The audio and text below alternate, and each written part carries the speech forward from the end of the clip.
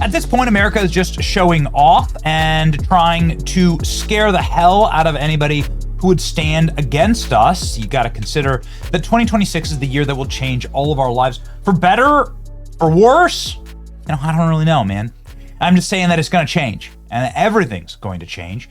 They've used directed energy weapons on a battlefield now. They're saying, yo, we can just for 50 cents a pop blow your munitions out of the sky. That's what you're seeing here. The first use of an iron beam.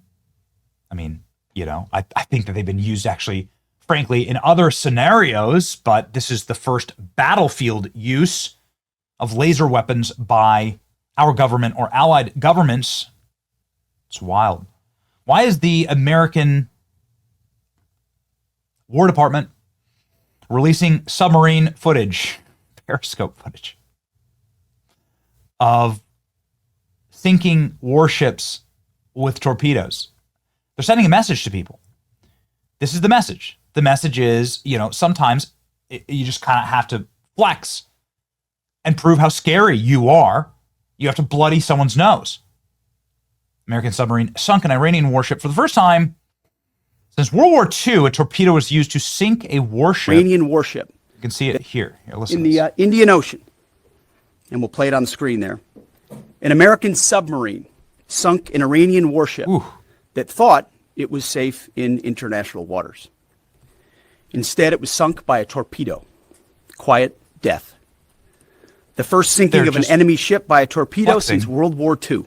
Right. Like in that war, back when we were still the War Department, we are fighting to win. Okay, so they're just flexing. This is why they're releasing footage like, look at this, periscope footage. It looks like modern warfare gameplay. It's not. It's real, and it's a message. That's what all of this is. It's like more of a it's like every war. It's a propaganda war. Every war is a propaganda war. And this is a propaganda war for American strength. I'm okay with it, right? Meaning I want people to be fearful of America. I want American empire. This is what the Greenland play is. This is what taking over Canada is. This is what the Mexico play is. Father, tell Hegseth to let a submarine sink a ship. Gamers will love that. They do. They do love that. Trump posting the clip. The entire operation is in order to project strength, because everyone's wondering on the block whether it's China next, whether it's Russia, who can just have their way, in Ukraine, whatever. Listen, I don't, you won't be finding advocating for forever war or foreign wars. I don't want it.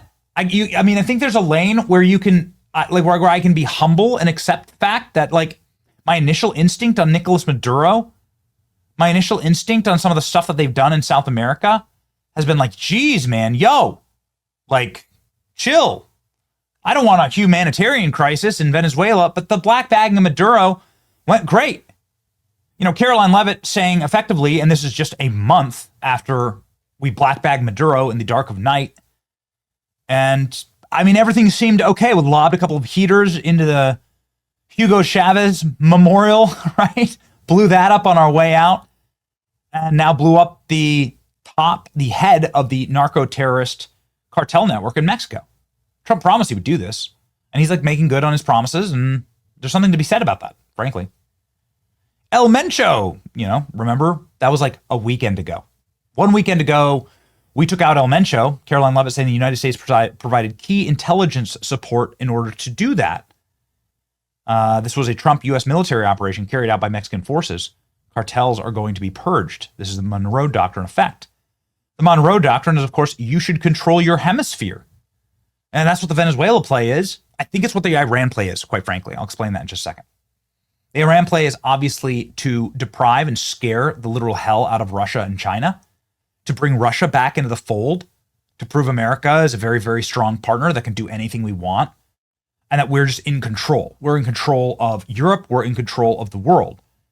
Trump's here to project that. Marco Rubio saying the old world order is dead, and he means it.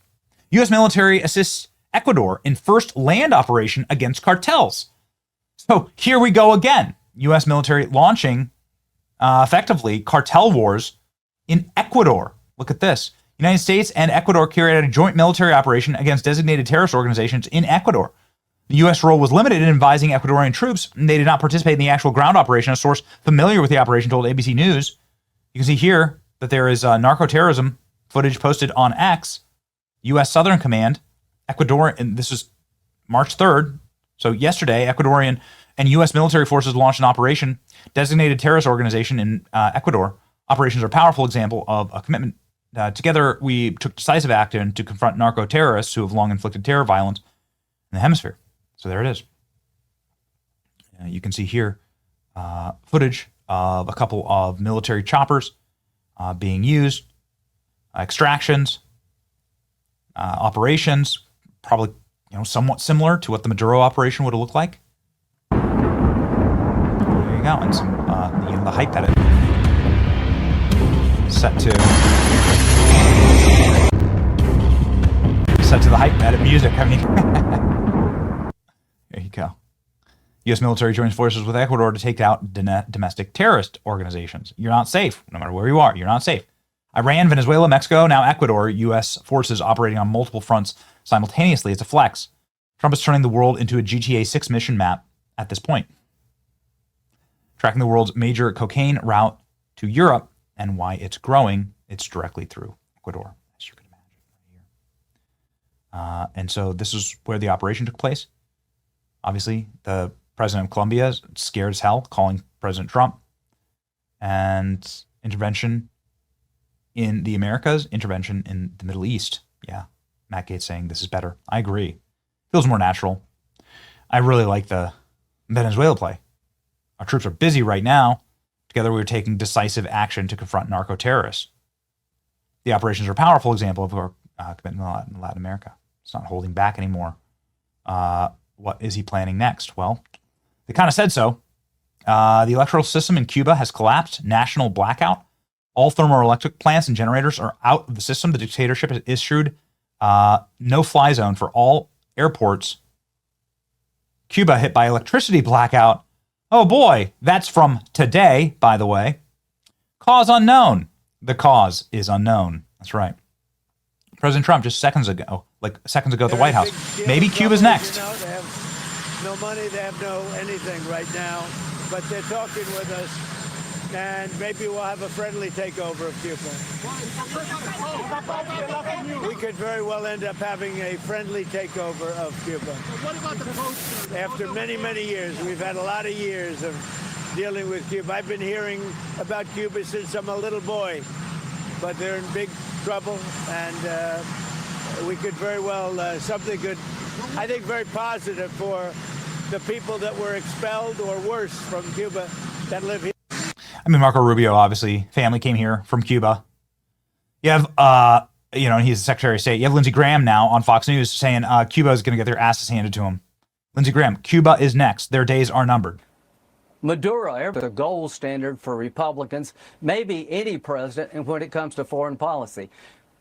Maduro, everybody talked about him. Well, Donald Trump's got him in jail. Cuba's next. They're going to fall. This communist dictatorship in Cuba, their days are numbered. The Iranian regime, the mothership of international terrorism, is about to collapse. Okay. Again, time will tell. Time will tell. Wisdom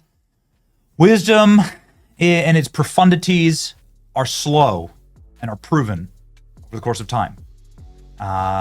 So these actions, though, seem immediate. More operations in South America, Mexico, Iran, Venezuela, Ecuador, Cuba next. We'll see. What do you think about this? Let me know in the comment section. It's your boy Benny.